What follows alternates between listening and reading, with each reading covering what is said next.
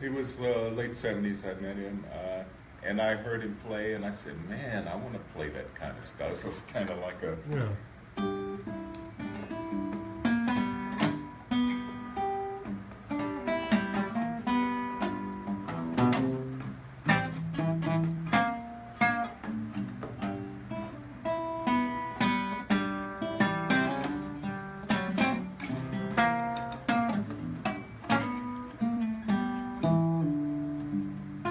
that kind of stuff, Yeah. Well, I mean, talk. So, I mean, you going back, you can you talk about how your style changed after you collaborate? I mean, talk about Muddy Waters, especially. I mean, Well, collaborating with Muddy. Well, actually, it was Lil Folsom meeting him. Oh, That I just was talked to more him. of an impression. I was, when I met Muddy, it was like, yeah, hi, and how you doing? And I watched him perform. Sure. But I was, back in 72, I was a little hippie kid running around in Haight-Ashbury, and I was walking down Haight Street, and I had my guitar with me, and this old gentleman stopped me and said, "Young fella, can you play that thing?" I said, "Yes, sir." And he said, "Well, come on and sit in with my band tonight. We're down the street at the place, I think it was called the Captain America. Used to be on Haight Street back in the 70s.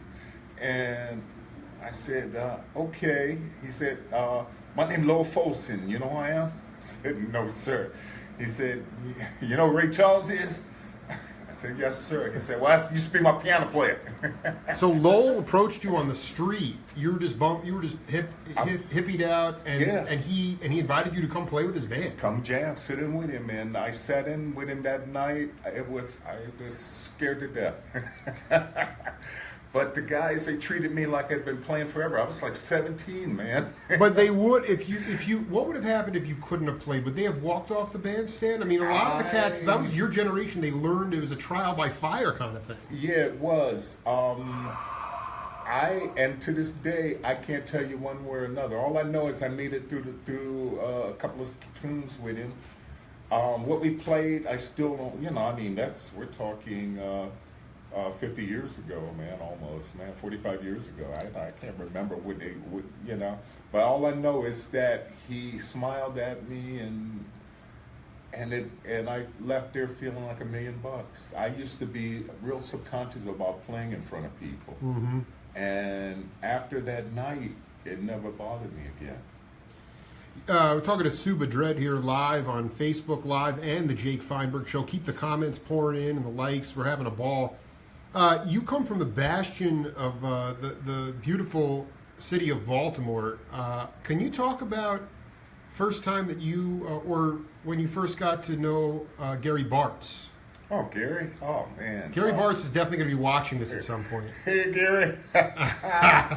I don't know if you remember me. I was a kid that would just sit over in the corner and watch you play when you were over at Mr. Baker's place over there.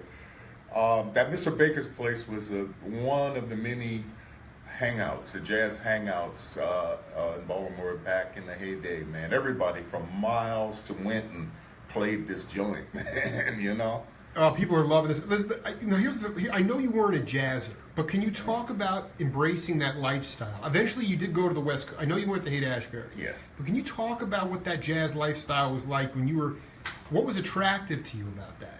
Well, for one thing, being a musician, and some of the cats around town, man, they were just that good. I mean, oh my goodness, some of those dudes came through Baltimore.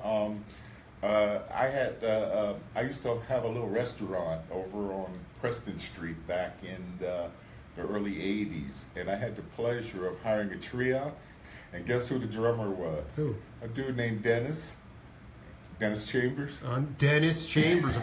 Still doesn't read music, but unbelievable, burning drummer. Man, the first time I saw Dennis, he's the most incredible thing I've ever seen in my life, man. This dude came into the club, man. He was wearing a sweatsuit in a club, and they let him in, man, and put him in a dress clothes. He was wearing a sweatsuit and tennis, man. And they let him in, and I noticed he was wearing these leg and ankle weights on. I was like, dude must be into martial arts or something. And automatically, the set, they were just finishing a tune the on stage, and the drummer noticed him and got up immediately.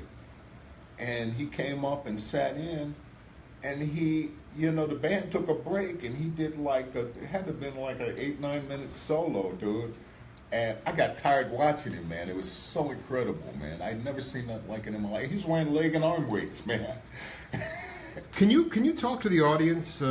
We have people continuing to join us live here on Facebook, talking to Suba Dread. What does Suba mean? Where did that name derive from, and how long have you had that name? Well, there was a griot lady that I knew back in Baltimore, and she gave me that name. A grill lady. Griot. A griot. Storyteller. I dig, very man. Popular, very famous lady. How did that? No, you were just hanging around with her? No, actually, we were performing and writing music together. I had just gotten back out of the military. I was stationed in Alaska, and I came back home, and I moved on the street, and she lived. I noticed that she had a guitar with her, and I said, "Oh, hi, how you doing?" And automatically she embraced me, a very powerful lady, and we just started collaborating and writing these beautiful tunes together. And she gave me the name Suba. Can you talk about the collaboration process? Because what made her a powerful storyteller? You were probably just thinking. Well, because she's a powerful person, Queen Ayasudabey. She's a really powerful person. Very beautiful spirit, very creative, and wonderful singer. She's been to Jamaica, recorded many albums down there, and living, I believe she's still in Maryland somewhere. We don't haven't had much contact with her over the years, but it touched me because I'd never really considered myself a songwriter up until that point. Were you actually, was that the first time that you were writing lyrics, or were you just writing melodies? I was mostly writing melodies, but collaborating with her, I seen the way she tuned, she would spin a tune and turn it into a story, and I would incorporate my music with it, and I said, oh, okay, that's how you do that, Because, personally, my claim to fame was writing a song when I was 5 years old called Peanut Butter and Jelly. And that was it. Could you demonstrate a little bit of what you, maybe a tune that you and the Queen used to do? Or anything that comes to your mind. Really. Okay. Yeah. I could just play a few bars or something.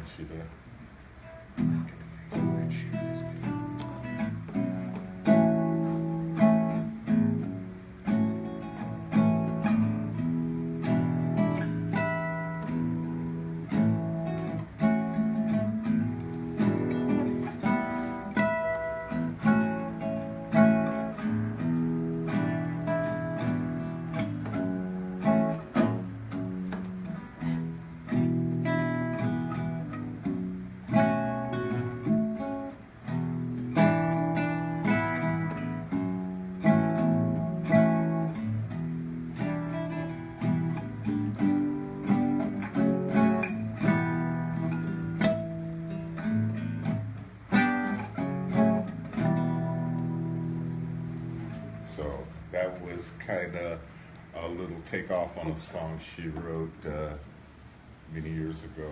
A lot of people are asking on Facebook, they say, please, can somebody tell me who this interesting guest is? This is Suba. What does Suba mean? It's a name of a tribe. Suba Dread, by the way. The tribe in Africa. Please, this is where the rubber meets the road for the Jake Feinberg. And they says one of the earliest tribes from the Nile Valley. Mm-hmm. And the people, they're still there, the Suba people. Now, I've had a friend when I was back in LA and who spoke Spanish and said that it's Suva, which means to uplift, to rise, to take off. I dig. Yeah. So. I dig, man. I mean, could you talk a little bit about going back to the lifestyle? I mean, did you busk at all? Were you on the road? Were you on the road busking? Can you talk about? This is important for younger cats who are like, technology is going to not only take you so far, and it's not going to really help your individual voice. Can you talk about being busking on the road, or how you got to San Francisco? Okay. Yeah. Well, that's two different stories, dude. Okay, no, then let's just go busking then, man. Yeah. Okay. I can tell you that when I was a teenager, I hooked up with some musicians, and there was these two guys, they were working in the school system, but they put together a band called the Soul Explosions from Baltimore. One of the classic bands. We're listed in the famous bands. What year was this, the Soul Explosions? Yeah, this is from the 70s. I hope Bart's knew these guys. Yeah, he knows Mr. Bart's Pope, the Popes. It was two Mr. Popes that weren't related. They were running the band. And we were all like kids. Had Jerry Jones on drums. She used to play with a band called She Devil from Baltimore. That was a really popular band back in that era. See, Baltimore was flourishing with music during that time. I mean, it was a ton of really good bands, mostly R&B and jazz funk, jazz rock, you name it. And there were a lot of venues to play. Oh yeah, there were many and the neighborhoods were relatively safe. Yeah, pretty cool. I mean, a lot of times we were playing after hour clubs, so we didn't even hit the stage till like midnight. Sure. So anyway, the Explosions, you were gigging with this band. Yeah, Soul Explosions. Yeah, and we toured all up and down the East Coast, playing everywhere from army bases to one-door clubs, juke joints and stuff during the Chitlin circuit days. Would you consider, were the floorboards coming out of the floors and stuff? I mean, because the Chitlin circuits were a vibrant. Well, you know better than I do, but I mean, this was you were essentially going to small towns, and you were playing after hours clubs on the Chitlin circuit. Mm-hmm. Unbelievable. Yeah, I played a couple of hoochie coochie bars in the East Coast. I didn't even know. I was 17. I didn't know what bump and grind was. Was there a point when you had to you felt like it was time for you to, go out on your own, and at that point, basically go, just be on the street performing? I mean, did it ever get to that point where you wanted to get out and really sort of get stuff out of your system and express your own individual voice? Yes. I had been, during the early 70s, I'd been working, I believe it or not, I was working in theater. I was a gopher for a well-known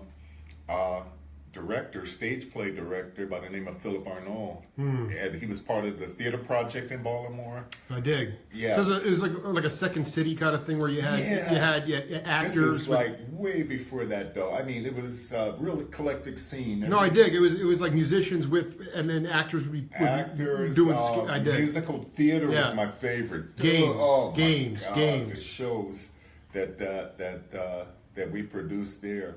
Over the years, I was with him off and on from the time I was like 14 till I decided to go out to the West Coast, because I don't know, Baltimore got too small for me, dude. It just got too small for me. So, and I'd always wanted, and I, like you mentioned earlier to your fans, that and people are loving this, Suba.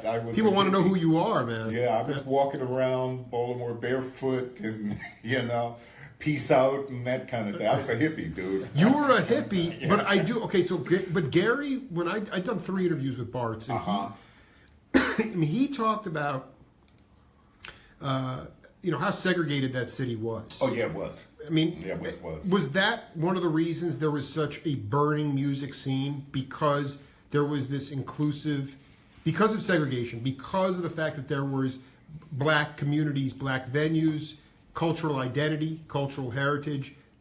Even though people, it was disgusting, and Gary's mom I don't want to screw the story up, but I think she was light-skinned. And so, therefore, she was served. But Well, he's pretty fair, too. he is, but the point is that how did that shape your worldview?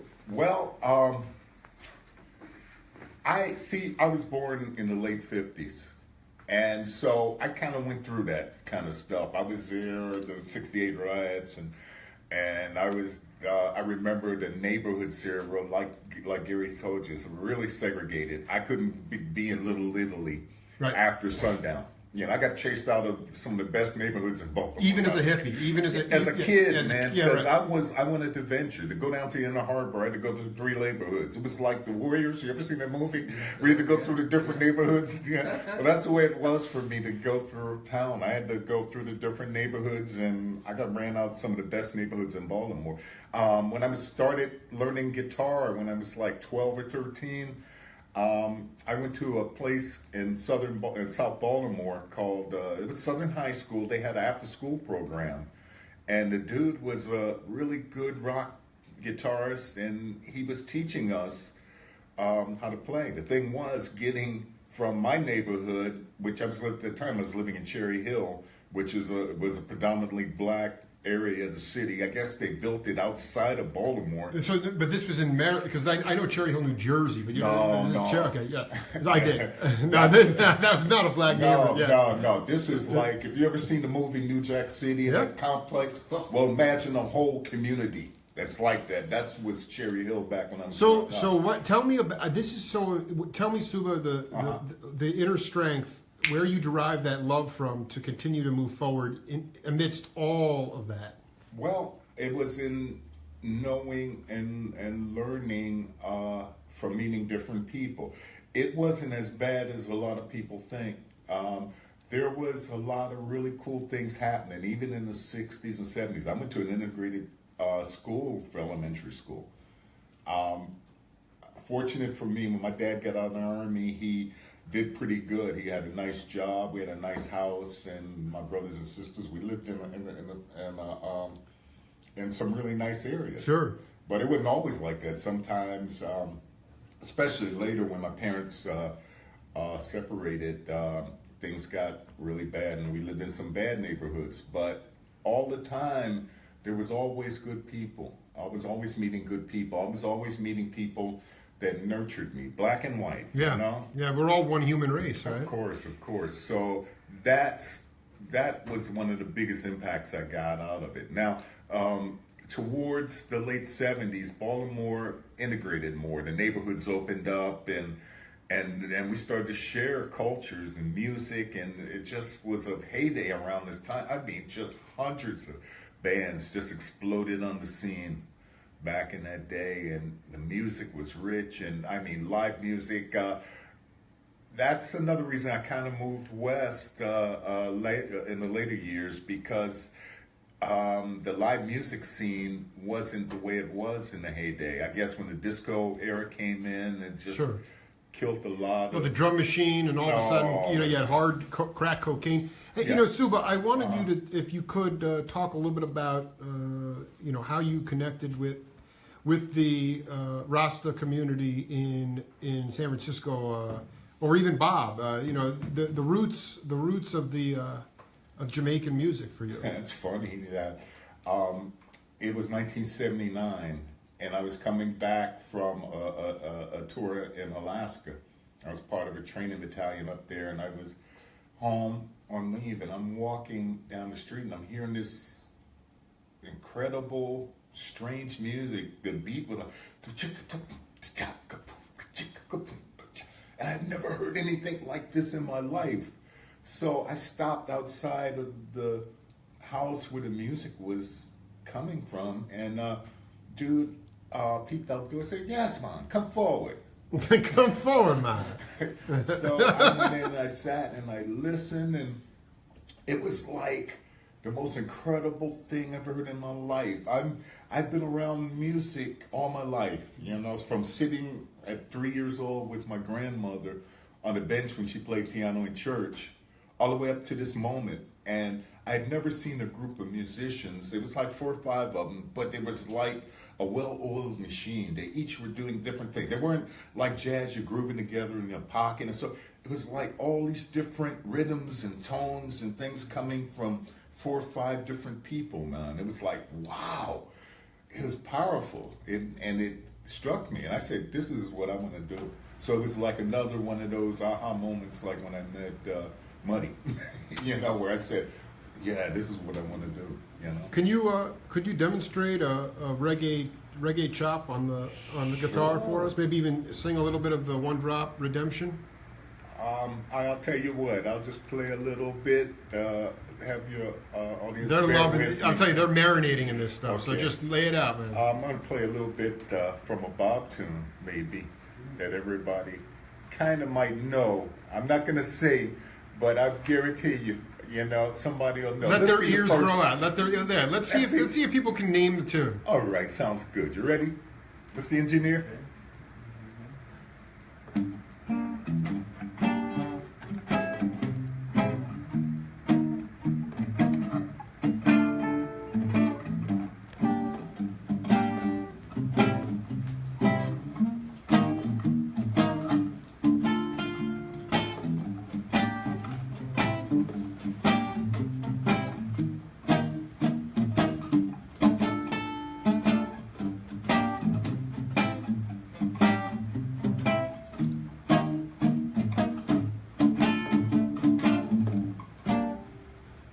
I know the tune. Yeah. Anybody get it? Any of your fans get it? Just to flow in here, but I mean, in general, you talk today about how the vocabulary of reggae music is growing, Yes. as how you see it. I mean, part of my show is just really about the ability to add new vocabulary to all music. And Right. I just like you to talk about where you see the direction of reggae music. I kind of look at it as, for the longest time, like I'll say from 1980 till about 90, it was a struggle for us local, non-international reggae artists. They were bringing this new music, and it was going all throughout the world. Bob's music, Peter Tosh, Jacob Miller, Killer Miller. I had the pleasure, of playing with the Inner Circle. Oh, wow. Before, opened for them in D.C. 1983 or 4, I think it was, at RFK Stadium there. They used to not have the greatest sun- acoustics in that place. No, not really. But the Sunsplash was happening there for a lot of years. Sure. It's one of the places I played there. Who else was there? Rita Marley, Marcia Griffith, who I run into occasionally. Love over the her. years. Yeah, love her. Oh, yeah. Last time I saw her, it's been a few years since I did, but we were up at California, up in Humboldt at Reggae Rising up there. And I was up there with Ross Michael of Ross Michael and the Sons of Eagles, who's a very well-known percussionist in the reggae scene. And got to see Marcia. But insofar as when you're out touring, when you go to Vegas, talk about the elasticity of the music and if you believe that there's new vocabulary coming from it to it. Well, there's all these kids coming in, and they're adding the nuance to it. It's there's bands like Tribal Seed and Never Slightly Stupid, a few other bands that are they're evoluting, I guess, and they're making it more mainstream. And a lot of the old school cats are falling by the wayside because they're not really catching on what's going on. It's sort of like the moment back in the days. Remember the Temptations and the My Girl era? Then next thing you know, they got the new producers, Norman Whitfield and the rest of them, and they started writing stuff for them like Cloud Nine and Runaway Child. I dig, yeah. Psychedelic Shack. That's right. So that's kind of where the old school cats, I'm looking at them, and I'm asking, well, what would Bob be doing musically nowadays? So I'm throwing the challenge out to these kids. Wow. To these old school guys. And listen to what the kids are doing and follow suit, because they're looking to us to to be the next generation. I mean, you know, the guidance for this next generation. You know, When you say they're making it more pop or commercial, what does Yeah. that mean? it means they're singing more about weed. I mean, that's always been. not really. It was always, wasn't it kind of veiled? Though? It was part of it, but it's not. The overall part of it had to do with the struggle and suffer of the poor people. You know, Bob translated it like he said. One good thing about music: when it hits, you don't feel no pain. I have that poster just right in. Yeah. My whole family sees that every day. Yeah, Bob. See, when you listen to Bob, to me, it's like going to church, man, because he's preaching the gospel. You know, let's get together and feel all right. You know, one love. You know, that kind of thing, and that's the kind of direction I'm figuring that we need to go. Now, many of the bands are holding to the new bands. We call it roots music. Yeah. A lot of them are holding to the Rasta consciousness, and they're singing about love and peace. You know, and those bands I big up, man, because you know they're keeping the legacy alive of the ones that came before them. See, they don't know, man. Back in like the late '60s, early '70s, Rastaman was persecuted, man. You know, they were, you know, police, you know, or wherever, anywhere in the world, they see them, they just beat them down or arrest them or just. Right. If you had a Bob Marley sticker on the back of your car, you were getting pulled over. Yeah. This is, I mean, that's a pretty remarkable thing when all you're really preaching is love and inclusivity. Yeah. And yet it's misinterpreted as somehow a threat. Mm-hmm. You know, just Suba, before we wrap up the live version of this interview, Right. why don't you just talk a little bit about where people can find more music and more material about your consciousness and your ethos? Because I mean, again, we've connected on Facebook. You're local here in Tucson, but you know, this is a people's history of music. So just riff on that. Well, I work with several bands, but the main project is a group called One Drop Redemption, and it's a Bob Marley tribute band. We pay tribute to the music of Bob Marley, and we tour extensively through the Southwest here. We're going to be in Vegas June 17th at the House of Blues. This is our second gig up there headlining. Last month in February, well, 2 months ago, February, we were at MGM doing a Bob Marley birthday show. We play LA free, not, you know, and we have only one spot usually there we play. It's a place called the St. Rock. So look out, anybody in the LA area, look out for us to be there. We play there maybe about once every 4 or 5 months. And we usually come there and do an annual Bob Marley birthday show in the first week of February. You know, we're doing some exciting things. We have some wonderful agents that we're working with. I want to give a shout out to one of them, Landon, who's been very, very instrumental in our success. And our new legal rep, Miss Delgado, she's a really cool person here in Arizona. And all the band and singers, my partner, Davia, she's been with me keeping this band together for the past 10 years. And all the other fellow musicians and artists and writers and people who promote the music and the lifestyle, and you know, especially all the positive energy and love that's happening with the reggae music scene. What is the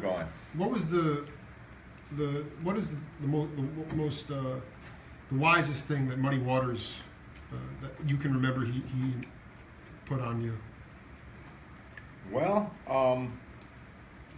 I didn't get to talk to him that personable. But his music did touch me, you know? And especially that one lick. He's got a lick that everybody, anytime you play this, everybody knows it's him. It's like...